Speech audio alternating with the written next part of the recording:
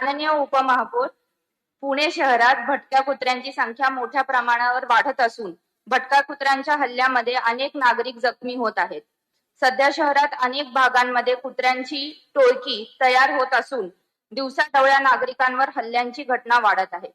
2 दिवसापूर्वी शहराजवळील चाकणसारख्या भागात नुकताच घडलेल्या दुर्दैवी घटनेमुळे नागरिकांमध्ये भीतीचे वातावरण तयार झाले आहे.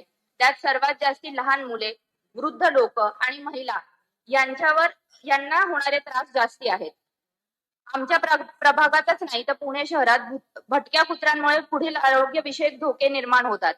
रेबीज सारख्या जीवन घेण्या आजाराचा धोका, चावण्याच्या घटनांमुळे संसर्गजन्य आजार वाढण्याची शक्यता, रात्रीच्या वेळेस नागरिकांच्या हालचालींवर मर्यादा, कुत्र्याच्या हल्ला टाळण्यासाठी गाडी वेगाने चालवून वेडीवाकडी चालवू लागणारे लोक, त्यांचे अपघात. याशिवाय सर्वात मोठा प्रश्न आता जो आहे तो आहे या भटक्या कुत्र्यांची ओळख पटत नाही. अनेक ठिकाणी ते सतत स्थळांतर करतात. लसीकरण झाले की आहे हे नाही याची खात्री नागरिकांना करता येत नाही. भटक्या कुत्र्यांच्या गळ्यात रिफ्लेक्टर पट्टा आहे का नाही हेही गडबडीत बरेच वेळा दिसत नाही. या इतर सर्वांप्रमाणेच कुत्र्यांना या शहरात राहण्याचा, जगण्याचा हक्क आहे हे मान्य आहे. मात्र शांततापूर्ण सहजीवनासाठी व कुत्र्यांमुळे माणसाला जीवाला मुकाला लागू नाही यासाठी आम्हाला खालील मागण्या आम्ही करत आहोत. पुणे शहरातील भटक्या कुत्र्यांची अधिकृत गणना म्हणजे सर्वे आम्हाला तात्कालीन करून पाहिजे. मोठ्या प्रमाणावर नसबंदी, एबीसी जे वॅक्सिन आहे ते आणि रेबीज लसीकरण मोहीम राबवावी. लसीकरण झालेल्या कुत्र्यांना स्पष्ट ओळख, इधर इयर टॅग किंवा कॉलर देण्यात यावी. आक्रमक व धोकादायक कुत्र्यांना तातडीने पकडून वेगळ्या ठिकाणी हलवावे. भटक्या कुत्र्यांसाठी निवारा केंद्र उभारण्यात यावी. यानंतर कचरा व्यवस्थापन कडक करून कुत्र्यांची वाढती संख्या नियंत्रणात आणावी. नागरिकांसाठी 24x7 तक्रार निवारण यंत्रणा कार्यरत करावी. कुत्र्यांच्या चावण्याच्या घटनांवर तातडीने वैद्यकीय मदत व नुकसान भरपाई द्यावी. शहरी भागातील सार्वजनिक आरोग्य चांगले राहावे यासाठी या गंभीर समस्यावर तात्काळ उपाययोजना करावी अशी आम्ही मागणी करत असून ही उपाययोजना काय असेल याचा कालबद्ध कृती आराखडा सर्व पुणेकरांसमोर प्रशासनाने ठेवलं पाहिजे अशी आमची अपेक्षा आहे.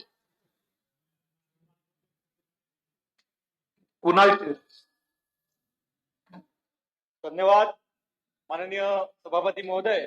इतक्या वेळ रस्त्याविषयक चर्चा चालू होती तर म्हटलं रस्त्यावर येता जाता ज्या समस्या उद्भवतात त्याबद्दल पण लक्ष केंद्रित आपणा सर्वांचं करावं. आणि भटक्या कुत्र्यांसंदर्भातच मी या सभेमध्ये प्रश्न विचारला होता, त्यामध्ये मला लेखी उत्तरही आलेलं आहे. आणि मोठ्या प्रमाणात भटक्या कुत्र्यांची समस्या संपूर्ण पुणे शहरात आपल्याला सर्वांना जाणवत आहे. आणि एस्पेशली आमच्या प्रभाग 25 मध्ये मध्यवर्ती भागात जिथे छोट्या गल्ल्या आहेत, छोटे रस्ते आहेत, तिथे जास्ती मोठ्या संख्येने टोळकी भटक्या कुत्र्यांची असते आणि त्यामुळे त्याचा जास्ती मोठ्या प्रमाणात ज्येष्ठ नागरिक व युवक युवतींना त्रास होतो. मला मिळालेल्या उत्तराप्रमाणे पुणे शहरामध्ये 3 संस्था या नसबंदी शस्त्रक्रिया व लसीकरण करण्यासाठी कार्यरत आहेत. त्यामध्ये पहिली म्हणजे युनिव्हर्सल अॅनिमल वेलफेअर सोसायटी, दुसरी म्हणजे ब्ल्यू क्रॉस जी संस्था आहे आणि तिसरी कॅनाईन कंट्रोल अँड केअर. आणि प्रति दिवस 294 कुत्र्यांची नसबंदी करण्याची क्षमता या तिन्ही संस्थांमध्ये आहे. तर माझा प्रशासनाला एवढाच प्रश्न आहे की जर का प्रति दिवस 294 कुत्र्यांची नसबंदी शस्त्रक्रिया व लसीकरण करण्याची क्षमता आपल्याकडे आहे तर एवढी कुत्री रस्त्यावर आज आपल्याला का दिसत आहेत. आणि रेबीजचा विषय आता पठारेताईंनी मांडला. रेबीज असा डिझीज आहे की रेबीजची एकदा बाधा झाली की त्याला कुठलाही उपचार नाही. त्यामुळे मला वाटतं की संपूर्ण प्रशासनाने, संपूर्ण महानगरपालिकेवर स्तरावर आपण रेबीज संदर्भात खूप मोठ्या प्रमाणात लसीकरण करण्याची गरज आहे. आणि हल्लीच्या काळात रेबीजचा संसर्ग कमी जरी झाला असला तरी डॉग बाईटचं प्रकरण खूप मोठ्या प्रमाणात वाढलेलं आहे. म्हणजे अजून एक मला प्रश्न उद्भवतो की जर का डॉग बाईटचं प्रकरण वाढलेलं आहे तर नक्की या 3 संस्था कुठल्या प्रकारे आपलं काम करत आहेत, खरंच चांगल्या प्रकारे ते काम करतायत का? आणि म्हणून सभापती महोदय, मी प्रशासनाला विनंती करतो, आपणास विनंती करतो की या तिन्ही संस्थांचं एक ऑडिट करण्यात यावं, त्यांचा परफॉर्मन्स रिव्ह्यू करण्यात यावा आणि नक्की ते किती दरवर्षी किती लसीकरण करतात व किती शस्त्रक्रिया करतात याची आपल्याला पाहणी करण्यात यावी. त्याचबरोबर पुणे शहरात जवळजवळ 3217 चौरस मीटर वर 3 वेगळ्या भागांमध्ये शेल्टर्स बांधण्याचा प्रस्ताव 3 शेल्टर बांधण्याचा प्रस्ताव ठेवलेला आहे. तर मी प्रशासनाला हाही प्रश्न विचारू इच्छितो की हे शेल्टर्स नक्की कधी बांधले जाणार आहेत, त्यासाठी काही तरतूद केलेली आहे का?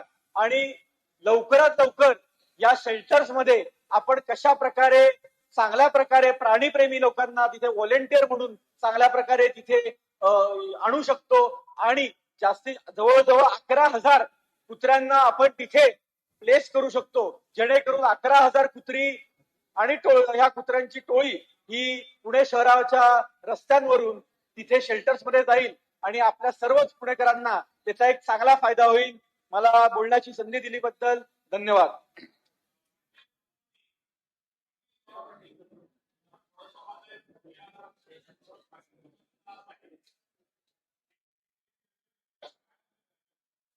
आणि बऱ्याच प्राणी प्रेमींना कुत्रा बांधायला आवडत नाही, तर तो शब्द श्वान म्हणावा एवढे या ठिकाणी सभागृहाला विनंती. कशाला श्वान आम्हाला उच्चारता येत नाही, कुत्रे आम्हाला बरोबर परवडते. आदरणीय धीरज काटे साहेब. माननीय महापौर, आज आपल्या सभागृहामध्ये भटक्या कुत्र्यांच्या विषयामध्ये अत्यंत महत्वाचा प्रश्न मला असं वाटतं की चर्चेला आलाय. माननीय आयुक्त साहेब, मी 15 दिवसापूर्वी आपल्याला एक पत्र दिलं होतं आणि त्यात विषय हा होता की सारसबागेमध्ये सकाळी लोक मॉर्निंग वॉकला येतात. सारसबाग हा गणपती बाप्पा सुद्धा तळ्यातल्या गणपतीच्या दर्शनासाठी येतात. सारसबाग हे पुण्यातलं अत्यंत महत्वाचं उद्यान आहे आणि महाराष्ट्राच्या कानाकोपऱ्यातला माणूस आयुक्त साहेब पुण्यात आल्यानंतर या उद्यानामध्ये फिरायला येतो, आपल्या कुटुंबासमवेत येतात आणि या उद्यानामध्ये जवळजवळ 40 ते 45 भटकी कुत्री ही सकाळी त्या वेळामध्ये असतात. मी आपल्याला अर्ज दिल्यानंतर आरोग्य विभागाने कारवाई केली, खूप चांगली कारवाई केली आणि सलग 7-8 दिवस कारवाई केल्यामुळं त्या उद्यानातली कुत्री प्रशासनाने कारवाई करून उचलून नेली. पण केवळ हा सारसबाग किंवा एखाद्या भागापुरता विषय राहिला नाही. पुणे शहरामध्ये आपण आता पाहताय की अनेक भागामध्ये, वस्त्यामध्ये, सोसायट्यांमध्ये भटक्या कुत्र्यांचा प्रश्न साहेब फार महत्वाचा आहे आणि एखाद्या विषयामध्ये अशा संदर्भामध्ये या महापालिकेमध्ये त्या विभागाला फोन केला, तक्रार केली की आतापर्यंतचा अनुभव असा आहे की थेट मनेका गांधींपासून त्यांच्या ज्या संघटना आहेत या सातत्याने फोन करतात आणि ज्यांनी तक्रार दिली खेडेकर, ज्यांनी तक्रार दिली त्यांच्याकडे ते वारंवार या विषयामधला पाठपुरावा करतात. मला असं वाटतं की प्रशासनाने, आयुक्त साहेब, आपण आरोग्य विभागाला या संदर्भात तातडीने आदेश द्यावेत. हे जे कारवाई करतात त्याचे ऑडिट केलं पाहिजे की दिवसभरामध्ये आज काय कारवाई केली. बरं, बऱ्याच वेळा असं होतं की भटकी कुत्री एखाद्या भागातली उचलली, त्या पुन्हा त्या भागामध्ये सोडतात, पुन्हा वारंवार हेच सगळं घडत राहतं.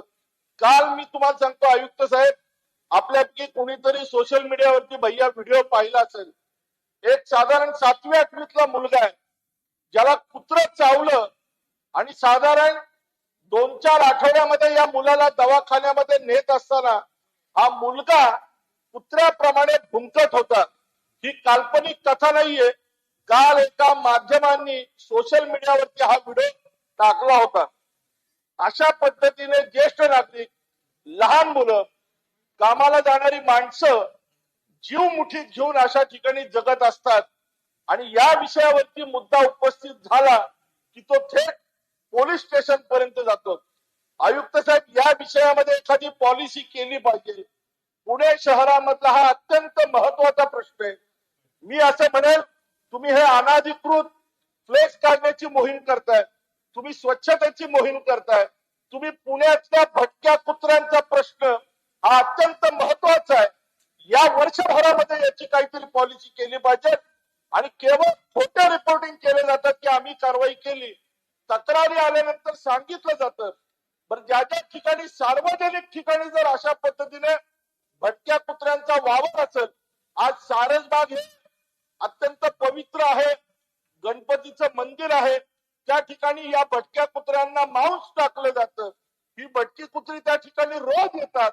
अशा पद्धतीने पुणे शहरातला हा जो महत्वाचा प्रश्न आहे, या संदर्भात आयुक्त साहेब आपण तातडीने या विभागाची बैठक ही आपल्या दालनामध्ये करावी आणि पुणे शहरामध्ये आता भटकी कुत्री किती आहेत ही रेकॉर्ड वरती आली पाहिजे. त्यांची आपण काय पर्यायी व्यवस्था करणार याचं एक नियोजन मला असं वाटतं की केलं पाहिजे.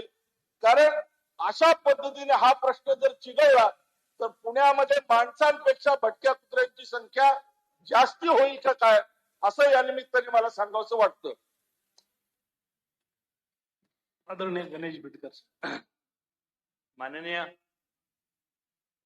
उपमहापौर, खर तर ऐश्वर्याताईंनी हा जो विषय आज उपस्थित केलाय तो अत्यंत गांभीर्यपूर्वक आपण घेतला पाहिजे. कारण पुणे शहराची हद्दवाढ झालेली असताना यात अत्यंत घातक अशा संकरित कुत्र्यांचा वावर आता या सगळ्या भागात वाढलाय. म्हणजे जर का आपण खडकवासल्यापासून धरलं, या बाजूला घाटाचा जितका इथे फॉरेस्ट आहे आणि त्या भागातनं जर का आपण बघितलं तर एक संकरित कुत्री म्हणजे जी लांडगा आणि कुत्र्याचं एक संकर आलंय, ते सेम कुत्रं दिसतं पण ते पूर्णपणे हिंस्त्र आहे. ते अजूनही मांसाशिवाय जगू शकत नाही. आणि मग ती चिकनची जी दुकानं आहेत, मटणाची दुकानं आहेत गाव आउटस्कटला, त्याच्यावरती राहतात आणि ज्या वेळेस त्यांना खायला मिळत नाही ते आता माणसांवर हल्ले करू लागले. आणि त्यामुळे एक सिरियस विषय हा एक भटक्या कुत्र्यांच्या बाबतीतला आला. इतक्या दिवस पुण्यातली भटकी कुत्री आपण एका वेगळ्या अँगलनी बघत होतो, त्यात काही एनजीओ काम करत होते, त्यांना घेऊन आपण काम करत होतो. सुप्रीम कोर्टाचे आपल्याला काय गाईडलाईन्स आले, तर नव्याने काय गाईडलाईन्स आल्या आहेत, या सगळ्याचा माननीय आयुक्त साहेब आपण एक अभ्यास गट नेमला पाहिजे, एखाद्या अधिकाऱ्याला याचं सिरियस काम दिलं पाहिजे की याची एक वर्गवारी आपण माननीय आयुक्त साहेब केली पाहिजे की जी हिंस्र कुत्री आहेत, जी आउटस्कटला आहेत. शहरात तशी तुलनेने सकाळी भुंकणारी कुत्री वेगळी, परंतु चावणारी कुत्री, अंगावर जाणारी कुत्री, एकट्याला घेरणारी कुत्री, अशी जी टोळ्याची कुत्री आहेत त्याची एक वेगळी काहीतरी उपाययोजना आपल्याला करावी लागणार आहे. कारण आता पुणे वाढलंय. पूर्वीचं पुणे वेगळं होतं, आता हे ग्रामीणला लागून जेवढा भाग आलाय त्या सगळ्या भागातनं हा प्रॉब्लेम जास्त वाढलेला आहे. त्यामुळे मला असं वाटतं की याची गणना करणे, त्याच्यावर उपाययोजना करणे, जर का शासनाकडनं कुठली परवानगी मागून आपल्याला त्या संदर्भात करावं लागलं तर ती करणे आणि शहरातल्या कुत्र्यांची रोजची कारवाई मॉनिटर झाली पाहिजे. याचा एखादा डिस्प्ले चार्ट आपल्याला करता येईल का की कुठं नक्की कारवाई झाली, किती कुत्र्यांवर कारवाई झाली, कुत्रं धरलं त्याच्यानंतर त्याच्यावर काय कारवाई केली, काय उपाय केला, त्याला कुठं सोडलं, ह्याचं कुठलीही माहिती आपल्याकडे आतापर्यंत उपलब्ध नाही. आपण चौकशी केली तरी कळत नाही. आम्हाला आमच्याकडे ऑफिसात 2 कॉल येतात कुत्र्यांसंदर्भातला, आम्ही ते आपल्या खात्याला कळवत असतो, त्याच्यावर कारवाई होते, गाडी येते, प्रयत्न होतात. नक्की त्याचा आउटपुट काय हे कधी आजपर्यंत आम्हाला कळालं नाही. आणि आता तर त्यात ह्या वेगळ्या एका प्रजातीची भर पडली आहे जी तशी ग्रामीण भागात नाही आली आहे, ती हळूहळू शहरात येते आणि त्याची जर का संकरित कुत्र्यांची संख्या वाढली तर निश्चितपणे हे घातक आहे, हे आपल्याला परवडणार नाही. आणि त्यामुळे एका महत्वाच्या विषयावर आपण यात एकदम सिरियस राहून या संदर्भातला एक तुम्ही कमिटी गठीत करा म्हणा, एखादा अधिकारी गठीत करा म्हणा, परंतु याच्यावर सिरियसली काम महापालिकेने करण्याची गरज आहे असं मला या ठिकाणी वाटतं. आपण माननीय उपमहापौर तात्काळ या संदर्भातले प्रशासनाला सांगावं की आपण यात निश्चितपणे एक एसओपी तयार करावी आणि ती एसओपी माननीय मुख्य सभेला सांगावी की आम्ही ही एसओपी केली आणि त्या एसओपी प्रमाणे मग सभासदांना पण कळेल की हे नियम आहेत, या नियमात आपण सूचना करू शकतो आणि त्यांनी हा एक मोठा प्रश्न आपल्या समोरचा सोडवण्यास मदत होणार आहे असं या ठिकाणी मला वाटतं. माननीय उपमहापौर, तुम्ही बोलायला संधी दिली, धन्यवाद. या ठिकाणी खुलासा करावा ही विनंती. आता सभागृह नेते पॉइंट ऑफ इन्फॉर्मेशन आहे सभागृह म्हणून नेते तुम्ही काय ज्ञान फक्त आमच्यासारख्या छोट्या हो, कार्यकर्त्यांना नाही हो शिकवणार काका, का? सभागृह भैया भैया भैया हा ऐका ना, फक्त ऐका ना. आम्हाला टोचून बोलता तुम्ही. अरविंद काका, पॉइंट ऑफ इन्फॉर्मेशन नाही, आहे म्हणून मी तुम्हाला नाही सभागृह बोलत नाही. नेत्यांबरोबर प्रत्येक नंतर वेळेला बोलतो. आम्हाला ज्ञान मला फक्त शिकवतात. दोनच गोष्टी. भैयाच्या दबावाखाली येतात प्रत्येक वेळेला. विकिपीडियावर जनता वसाहत 2 नंबरची भैयाच्या मोठी दबावाखाली स्लम आहे, त्यामुळे माझ्याकडे प्रॉब्लेम जास्त आहेत. मला ते आयुक्तांना सांगणं गरजेचं आहे. दोन मिनिटात झालं असतं माझं. भैयाच्या दबावाखाली माननीय महापौर, सॉरी, दोनच. माननीय उपमहापौर, दोन.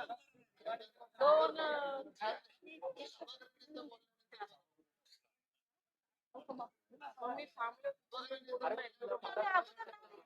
होते.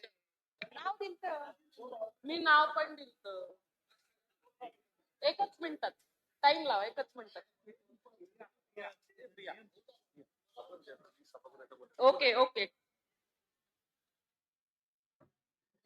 टेपा या ठिकाणी अधिकारी साहेब खुलासा करावा ही विनंती. या विषयावर खुलासा.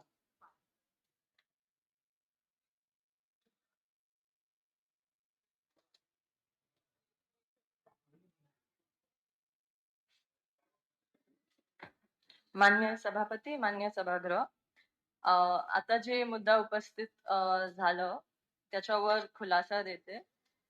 पहिला विषय जे मान्य सभासदनी विचारलं होतं ते होतं की आपल्या भटक्या कुत्र्याच्या सर्वे तात्काळ करावी. तर मी सांगू इच्छिते की जुन्या हद्दीमध्ये एक जनगणना झाली होती आणि त्याच्यामध्ये जवळपास 1,80,000 आपल्याकडे भटक्या कुत्रा आहे अशी माहिती आहे. परंतु नवीन हद्दी मध्ये एक्स्ट्रापोलेशन द्वारे आम्ही असं जवळपास 2.5 लाख ते 3 लाख कुत्रे असतील अशी आपली माहिती आहे.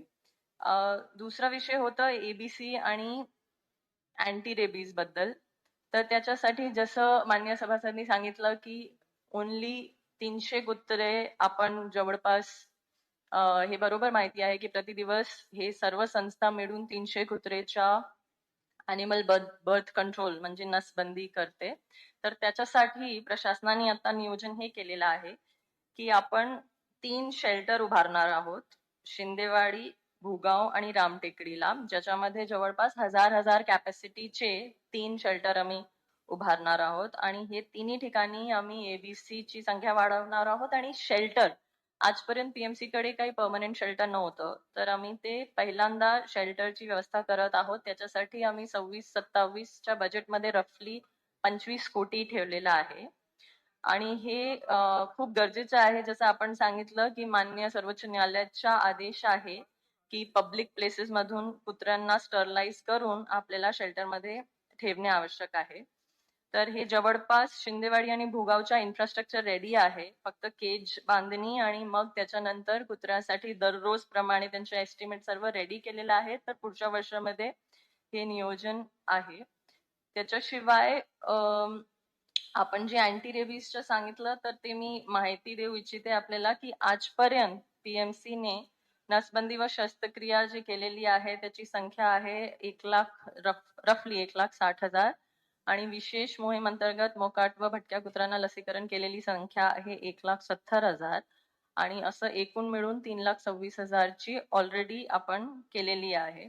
त्याच्याशिवाय एक हेल्पलाईन आहे आपली, ते वेबसाईटवर पण आहे, ज्याच्यामध्ये आपण कंप्लेन करू शकतात जर काही डॉग बाईट झाली असेल आणि त्याच्यावर तात्काळ काही वैद्यकीय प्रक्रिया करायची असेल, वैद्यकीय मदत द्यायची असेल.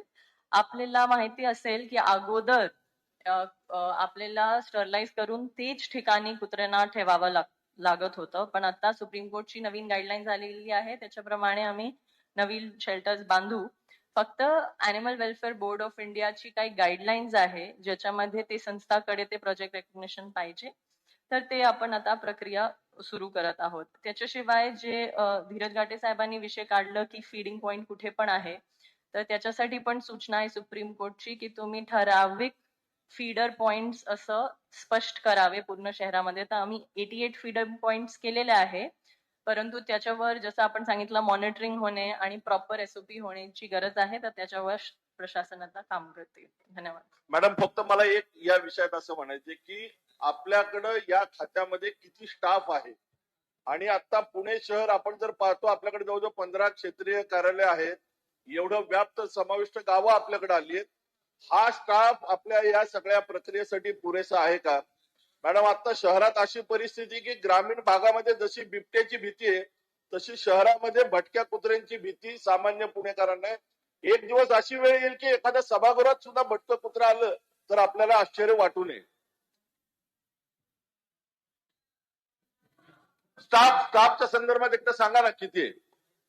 आपलं जे सध्या PMC मध्ये चीफ वेटरनरी ऑफिसर असं म्हणून एक पद आहे, आणि त्याच्या खाली 3 मेन अधिकारी आहेत, त्याच्या खाली 2 SI आहे जे पूर्ण नियोजन करतात, आणि हे आउटसोर्सची जी संख्या आहे, जे हे सर्व ABC आणि लसीकरण करतात, ते आपण आउटसोर्स केलेली आहे संस्थांना, जसं आपण सांगितलं. आणि जसं आपण बरोबर सांगितलं की ह्याच्या आकृतीबंध रिवाईज व्हायला पाहिजे आणि जास्त लोकांची गरज आहे, त्याच्यासाठी GAD पण माझ्याकडेच विषय आहे. मग आस्थापनाद्वारे आम्ही प्रत्येक विभागाची आणि हे स्पेशली हे विभागाची आरोग्य विभागाच्या चीफ वेटनरी ऑफिसची आपण बैठक घेतलेली आहे, जेणेमध्ये आपण आकृतीबंध रिवाईज करण्याच्या प्रस्तावावर काम करत आहोत.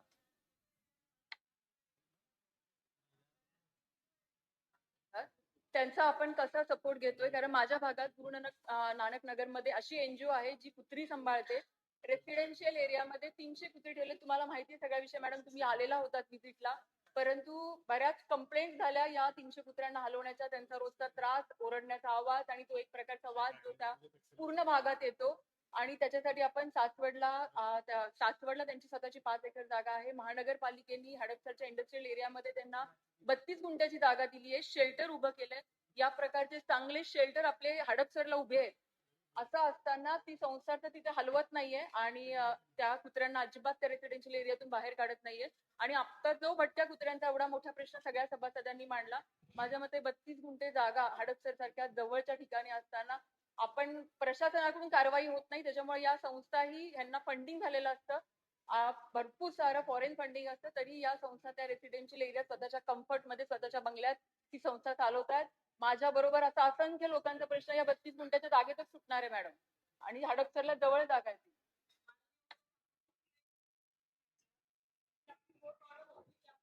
टप्प्यांमध्ये डॉग शेल्टर उभं करावं.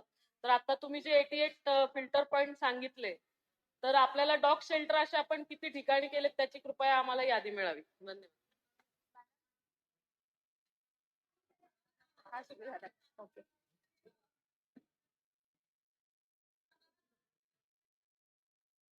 काही 5च्या नंतर इंजेक्शन तिथं मिळत नाही, मग रात्रीच्या नंतर कुत्र्या चावल्यानंतर ससून नाही यावं लागतं पेशंटला घेऊन. मग त्या सोयीसाठी काय उपाययोजना कराल ते नक्की सांगा. माननीय आयुक्त साहेबांनी आता खुलासा करावा. मॅडम एक मॅडम प्रश्न, आता तुम्ही खुलासा करा मॅडम. आता खुलासा ऐकू आपण सगळं. बरोबर, खुलासा ऐकू ना. मान्य सभापती, आपण जे विषय काढलं त्याच्यासाठी ऑलरेडी मान्य सभागृहाचा ठराव झालेला होता की त्यांना जागा देण्यात येईल आणि त्याच्यावर ते कन्स्ट्रक्शन करतील आणि ते चालवतील. परंतु त्यांच्या पत्र आम्हाला जीबीच्या ठराव नंतर असं आलेलं आहे की ते सक्षम नाही आहे ते करायला, म्हणून त्याच्यासोबत आम्ही बैठक घेतली 2 वेळा मिशन पॉसिबल संस्थासोबत, आणि त्याच्यासोबत बैठक घेतली की म्हणजे आता सध्या आमच्या ते सुरू आहे की किती फंडिंग त्यांना पाहिजे असेल, आणि मग त्याच्यावर आम्ही फायनल करून त्यांना शक्यतो रामटेकडीची जागा जे आपण म्हणत आहोत ते आपण उभारून त्यांना चालवण्यासाठी देऊ. तर त्याच्यावर सध्या आपला फायनल निर्णय पेंडिंग आहे, कारण की त्यांनी नकार दिला नंतर. दुसरा विषय जे शेल्टरचा होता, नोव्हेंबर 7, 2025 ला मान्य सुप्रीम कोर्टचा निर्णय आला की शेल्टर आपल्याला डॉगसाठी करायचे आहेत. त्याच्या अगोदर कधी पण इनफॅक्ट उलट होतं. AWBI animal welfare board of इंडियानी अशी गाईडलाईन्स दिली होती की आपण जर कुत्रेला नसबंदी केली तर त्याला परत तिथेच सोडायचंय, काही पण परमनंट जागाला सोडायचं नाही आहे. तर म्हणून आजपर्यंत आपल्याकडे एक पण शेल्टर नव्हतं. 7 नोव्हेंबरच्या आदेश नंतर आता आपण शेल्टरची प्रक्रिया सुरू केलेली आहे. त्याच्यामध्ये शिंदेवाडी आणि भुगाव हे दोन्ही ठिकाणी ऑलरेडी सिव्हिल वर्क झालेला आहे. आपल्याला केजेस बांधायचे आणि शेल्टर सुरू होणार आहेत. आणि रामटेकडीला जसं मी सांगितलं रिकामी जागा सध्या आहे आणि त्याच्यावर संस्थासोबत जे अगोदर मान्य सभागृहाचा ठराव झाला होता त्याच्यावर चर्चा सुरू आहे. आपला जे तिसरा विषय आहे मॅडम, ते मी संबंधित आरोग्य विभागाचे अधिकारीला सांगते की अँटी रेबीज वॅक्सिन कसं म्हणजे तिथे उपलब्ध करून द्यावी. धन्यवाद. या विषयावर आयुक्त साहेबांनी जो खुलासा केलाय, माझी विनंती आहे प्रशासनाला, आयुक्त साहेबाला, की सभासदांनी जो प्रश्न मांडलेला आहे तो अत्यंत गंभीर आहे. खूप सभासदांना बोलायचं होतं, परंतु प्रत्येकाच्या वार्डामध्ये ही समस्या फार मोठी आहे. व्यक्तिशः 2च गाड्या या शहरामध्ये आहेत आणि कमी कामगार आहेत आणि वाढतं शहर पाहता मॅडमनी जो खुलासा केलेला आहे त्यामध्ये एक तर या संदर्भात तातडीने मोठी कारवाई करण्याची गरज आहे, कामगार वाढवण्याची गरज आहे, गाड्या वाढवण्याची गरज आहे. आणि हे जे एनजीओ आहे हे जे रस्त्यावर किंवा कुठेही आणण्यात टाकतात, घरामध्ये 20-20 कुत्रे 10-10 कुत्रे पाळतात, या एनजीओ वर देखील कारवाई झाली पाहिजे. जर एनजीओ चुकीच्या पद्धतीने काम करत असेल आणि कुणी रस्त्यावर अन्न टाकत असेल तर मात्र अशा लोकांवर सुद्धा कारवाई होणं खूप गरजेचं आहे. आणि म्हणून आयुक्तांना माझी विनंती आहे की या संदर्भात एसओपी नेमून या संदर्भातली पूर्ण एक सभासदाला आपण काय करणार आहात नाही का, कारण की भयानक परिस्थिती आहे. मी माझ्या प्रभागात आयुक्त साहेब राहतो, तिथेही परिस्थिती सगळे तशी वाईट आहे. त्यामुळे या संदर्भात कडक कारवाई व्हावी आणि काहीतरी निर्णय पक्के व्हावे अशी मी या ठिकाणी विनंती करतो. यापुढे पाणी पुरवठाच्या विषयावर चर्चा होईल. आदरणीय सपनाताई छाजेड या बोलतील, त्यांनी बोलावं अशी मी त्यांना विनंती करतो.